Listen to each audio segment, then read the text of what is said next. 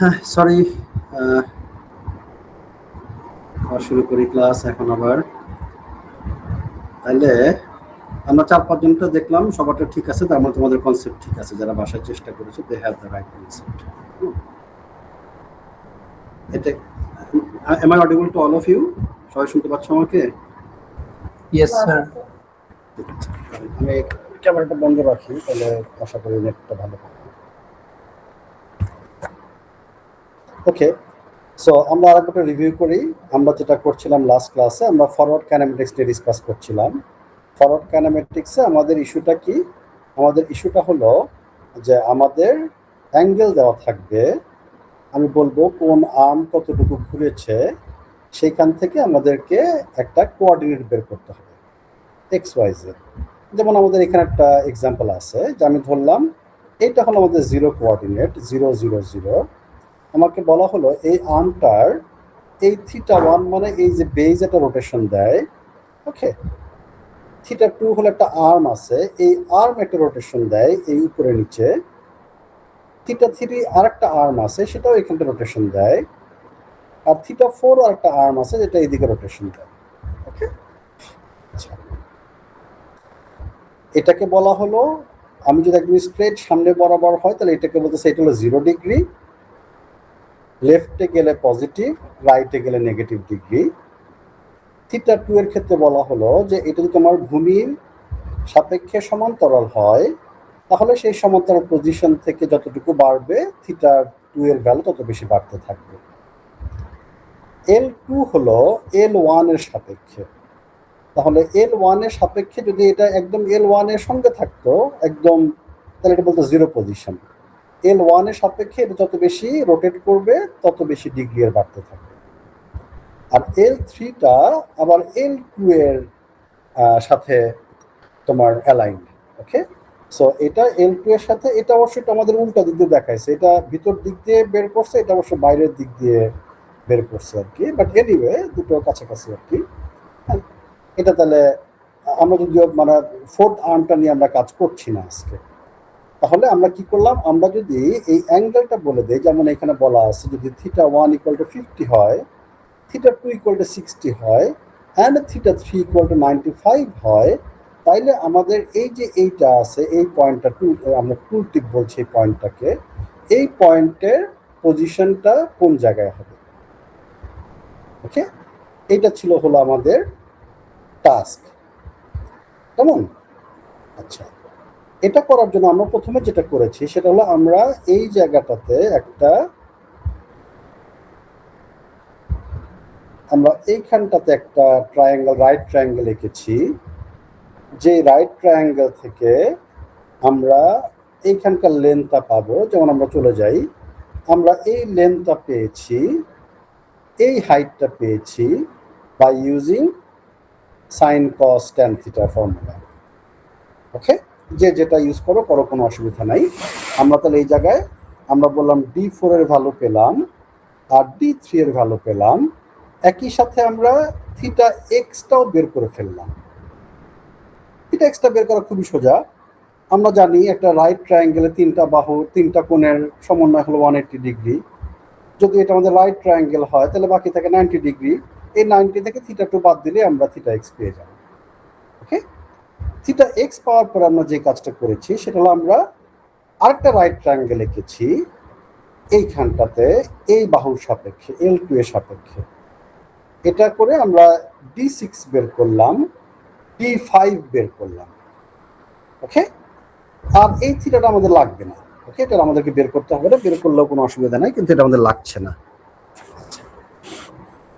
আমাদের কাছে যখন এই ভ্যালুগুলি থাকবে, তখন আমরা যেটা করতে পেরেছি, আমরা তাহলে এই যে হাইটটা, এই 0 পজিশন থেকে এই হাইটটাই হলো আসলে জেড, এটাকে আমরা ক্যালকুলেট করতে পেরেছি। কেমন করে ক্যালকুলেট করলাম? এটা ক্যালকুলেশনের জন্য আমাদের এই হাইটটা দেওয়া ছিল, এই যে আমাদের এই 0 পজিশন থেকে আমাদের এইটার পজিশনের হাইটটা দেওয়া ছিল এইচ। এই এইচের সঙ্গে আমরা যে D3টা বের করেছিলাম সেটা আমরা যোগ করব, যোগ করে তার থেকে আমরা D6টাকে বাদ দিব। বাদ দিলে আমরা তাইলে এই পজিশন পর্যন্ত হাইটটা পেয়ে গেলাম। এই পজিশনের হাইট আর এই পজিশনের হাইট সেম হাইট। ওকে,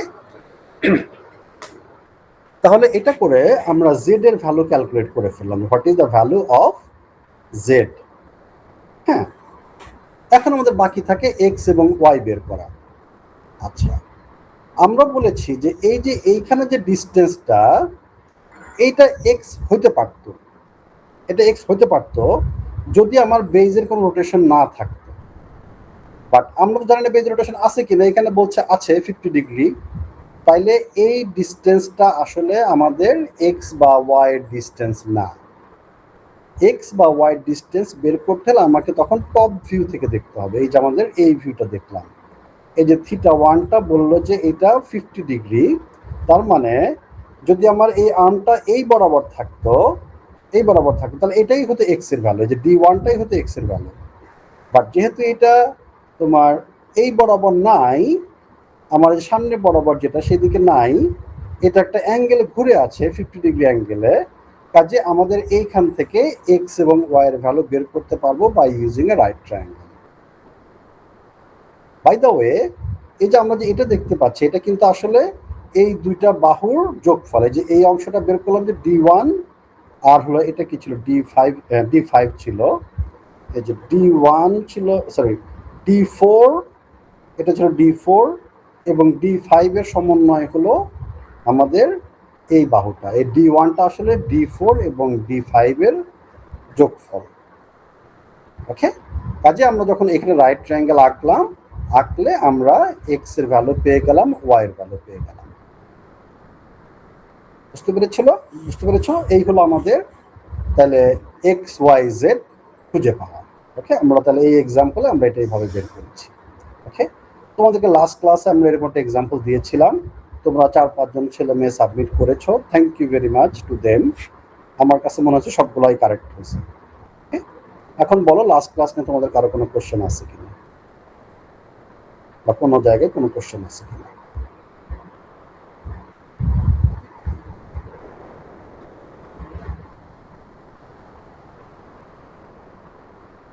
আচ্ছা, এখন তাহলে এটা ছিল আমাদের ফরওয়ার্ড কাইনেমেটিক্স।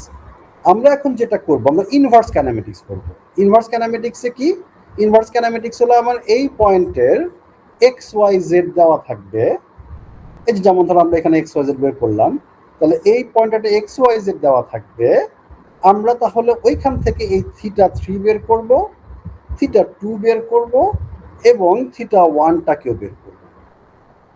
ওয়ান সেকেন্ড, তাইলে আমরা যদি কোনো একটা কোঅর্ডিনেট থেকে অ্যাঙ্গেল বের করতে পারি, তাহলে এই প্রসেসটাকে বলা হয় ইনভার্স কাইনেমেটিক্স।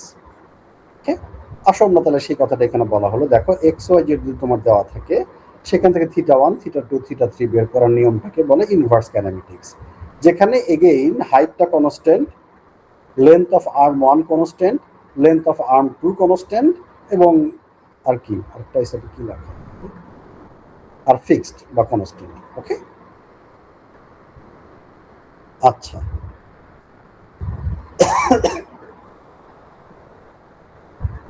আবার একটা এক্সাম্পলে আসি, বলবো স্যার? হ্যাঁ বলো। স্যার আমি হচ্ছে মানে আপলোড করছিলাম কিন্তু টার্ন ইন করতে ভুলে গেছি, একটু চেক করে বলিয়েন যে হয়েছে কিনা। আচ্ছা ঠিক আছে, দেখে নিব না, থ্যাংক ইউ ভেরি মাচ। এটা তো ভলান্টিয়ার ছিল, যারা করেছো তাদেরটা আমি আলাদা করে একটু নোট রাখবো যে এরা আমার গুড ছেলে মেয়ে, ওদের সাথে আমি ক্লাসে পরিচিত হয়ে নিব। আমি আশা করি এই ছেলে মেয়েগুলো সবাই এ ক্লাস পাবে ইনশাল্লাহ। ঠিক আছে, আচ্ছা ওয়ান্স এগেইন, তাহলে আমরা কি করবো, আমাদের এক্স ওয়াই জেড দেওয়া থাকবে, যেখানে L1টা কনস্ট্যান্ট 20, L2টাও কনস্ট্যান্ট 14, T2টাও কনস্ট্যান্ট, এখানে মনে হয় 18 ধরে রাখছে। ওকে, যদি এই তিনটা জিনিস কনস্ট্যান্ট থাকে এবং এক্স ওয়াই জেড দেওয়া থাকে, then we have to calculate θ3, θ2 এবং θ1। ওয়ান্স এগেইন এটাকে বলছে ইনভার্স কাইনেমেটিক্স। আচ্ছা, একটা এক্সাম্পল দিয়ে ফেললো, বললো যে ধরি আমরা এক্স ওয়াই জেড এর ভ্যালু হলো এরকম, আসলে আমাদের যে আগের যে এক্সাম্পল ছিল ওই অ্যান্সারটাকে এখানে বসায় দিছে। এটা বসায় আমরা ইনভার্স করলে দেখবো যে অ্যাঙ্গেলটা সেম আসে কিনা। ওকে, হোয়ার L1 L2 and D2 R constant, L3 আমরা কনসিডার করছি না। এখন এখানে বললো যে আমাদের তাহলে আগেরটা আমরা আগে সাইড ভিউ থেকে D1টা বের করছিলাম, D1 থেকে XY বের করছিলাম। এটা বলছে ঠিক তার উল্টা।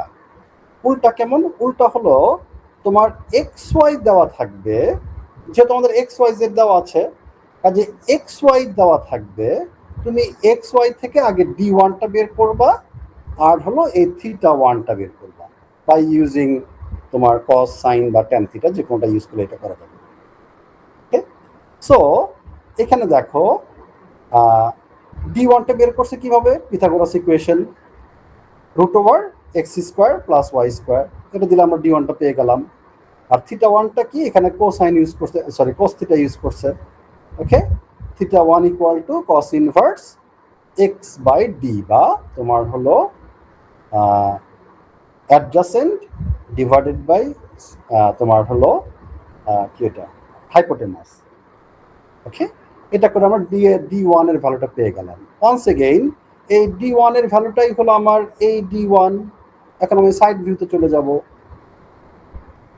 তাহলে আমরা ফরওয়ার্ড কাইনেমেটিক্সে আগে সাইড ভিউ থেকে ক্যালকুলেট করে করে টপ ভিউতে গেছি। ইনভার্স কাইনেমেটিক্সে আগে টপ ভিউ থেকে আমরা θ1টা বের করে ফেলবো আর D1টা বের করবো। বের করে আমরা এখন এই যে এটার জন্য আমরা বের করব যে what should be the other value, এই θ2 এবং θ1টা কি হবে, সরি θ2 এবং θ3টা কি হবে। ওকে, আচ্ছা, এটা আবার কিন্তু আগের মতো একটু ডিফারেন্ট ট্রায়াঙ্গেল আঁকতে হবে আমাদের। তাহলে আমাদের এখানে বের করে ফেললে দেখো যে θ1টা 50 আসছে। আচ্ছা, এখন বলছে আমাদের এটা আবার একটু ডিফারেন্ট ওয়েতে ক্যালকুলেট করেছি। ডিফারেন্ট ওয়েতে কিরকম?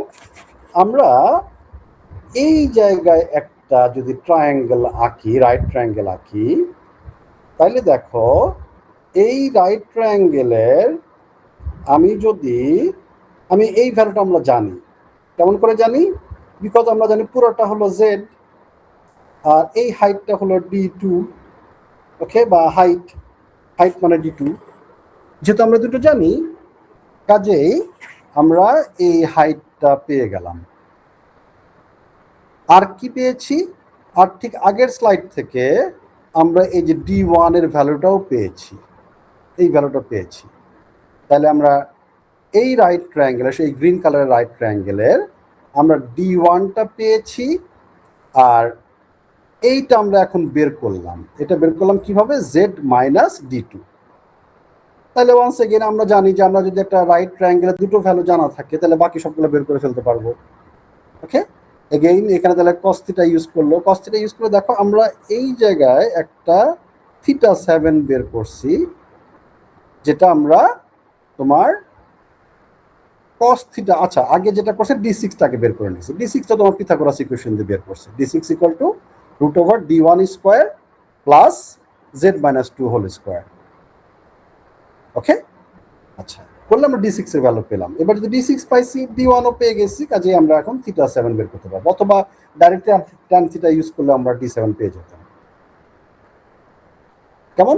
তাহলে আমরা এই রাইট ট্রায়াঙ্গেলের থেকে D7 বের করেছি। আর কি বের করেছি? D6 বের করেছি।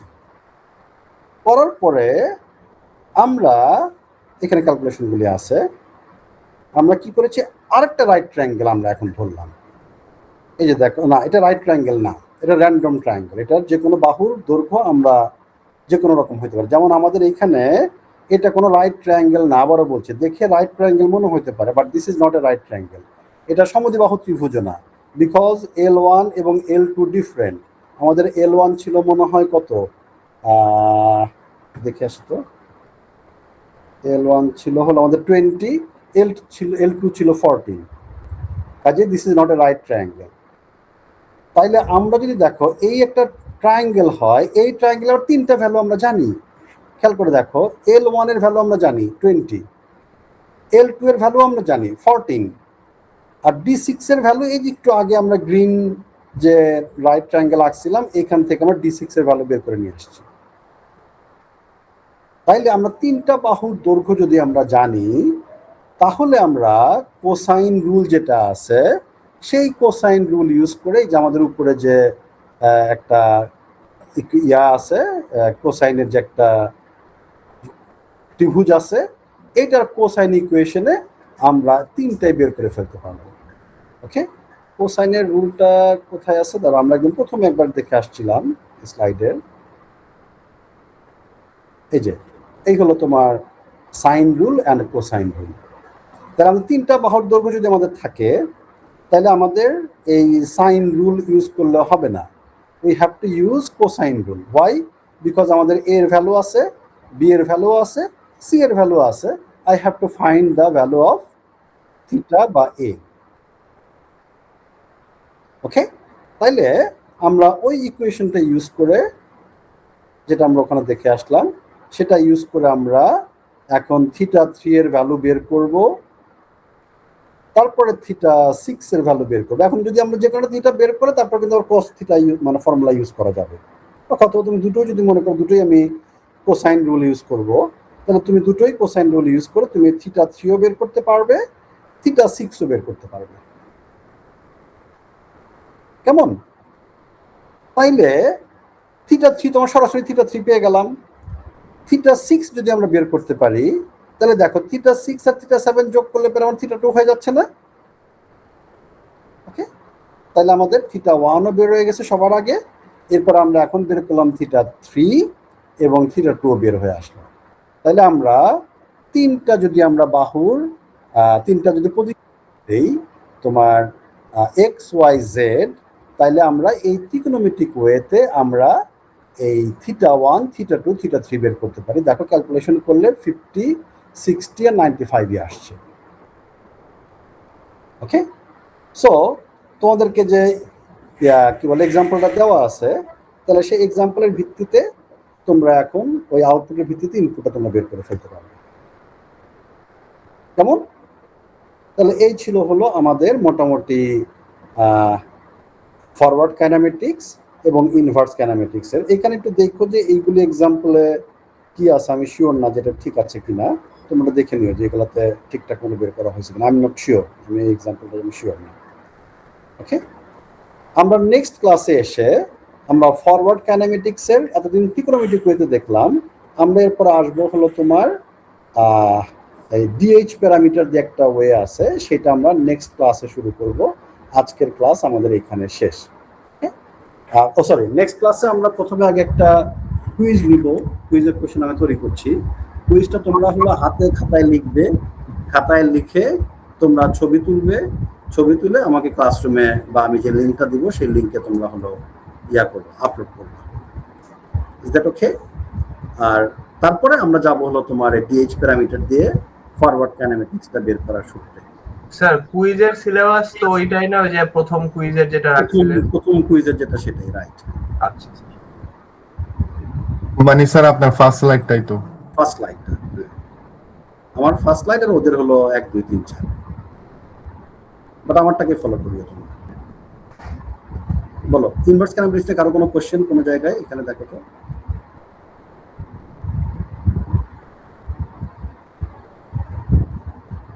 ওকে, না হলে তাহলে আজকে আমি ক্লাস শেষ করলাম, ছোট একটা ক্লাস নিলাম আজকে, ফাঁকিবাজি করলাম। ওকে, আমি ক্লাস করে আমি বোর্ডে করাতে পারতাম, বোর্ডে করার একটু সময় আমরা ওইখানে